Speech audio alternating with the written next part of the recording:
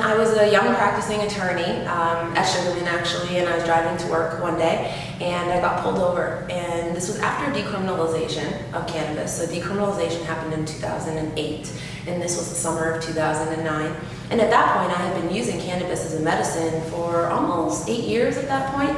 I got an ovarian cyst after my son was born, and I had some of my medicine with me that day, and when I got pulled over and the police officer saw the cannabis in my bag, and instead of just giving me a ticket like he should have under decriminalization, he threw me back in the police cruiser, brought me down to the station, and started to book me.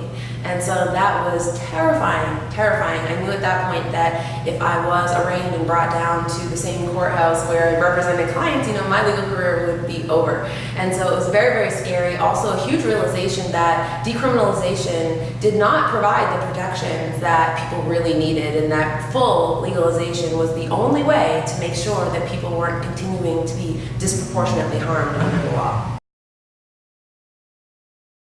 I was invited to help write the adult use law in Massachusetts, question 4, the ballot initiative, because I had become very vocal on these issues of people, especially people of color, being involved in this industry and actually having access for small businesses and you know, just normal people being able to be part of this huge economic boom, and honestly the greatest opportunity to build wealth that we've really seen in my adult lifetime.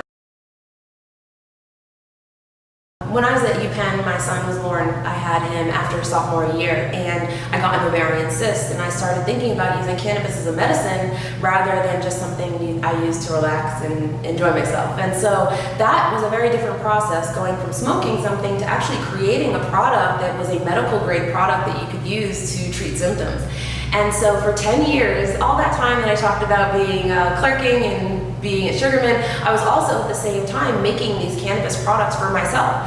And I was able to avoid using pharmaceuticals that would have had a long-term damage on my liver. Instead, I was able to use this natural product in order to treat myself. But the problem was, it was really, really hard to make these topicals, these edibles, these suppositories that I was using for my condition.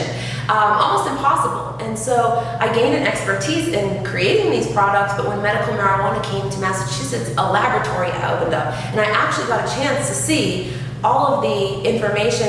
I got a chance to see all of the work that I had been putting in for 10 years actually didn't create that great of products. And the problem was that there wasn't the time and the temperature precision needed in order to use very little to get a lot. And so that's why I developed and invented the Nova decarboxylator. So I went and I developed and created a device that would be able to create the same kind of conditions that you saw in the laboratory, so that people, even if they've never used cannabis before, would be able to make dispensary and pharmaceutical grade products in their own home for a fraction of the cost. So it was very, very difficult, and I tapped into my mom, was my first investor. Thanks so much, Mom. She really believed in me from the beginning. And we were actually able to do this on less than $600,000. So I'm really proud of that too, and it shows that in this industry you really have to be scrappy, but when you are, you can really build something amazing. I think that there is so much opportunity in the cannabis space, and that people can just use the skills that they already have and apply them in this industry. And I think that people would be amazed at how quickly they can gain an expertise and how quickly they can become a thought leader and an expert in this industry by just taking everything that they've learned before, like I did, and applying it to this amazing new landscape. On the advisory board, I really see myself wearing 2 hats.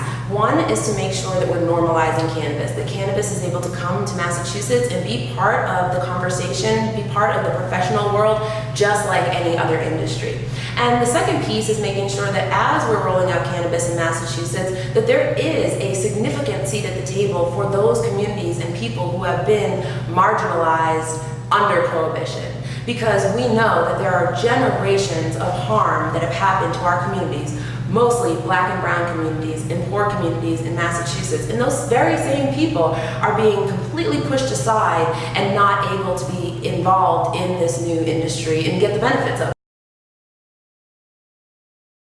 number one, it's important for people to actually understand and know this law because it is very nuanced. And so to be able to hear from experts on different areas of the law, there's no substitute for that, because often a lot of this stuff that's happening in the industry can't be learned in books yet. The books, actually, we're writing them right now. And so to be able to hear what's happening, keeping your pulse on everything right at this moment, and this really is a turning point. I think 2019 is really the year of cannabis in Massachusetts, because we're starting to see stores open, and I know the lawyers out there that are watching this, they've started to see cannabis issues and concepts creep into almost every aspect of legal life.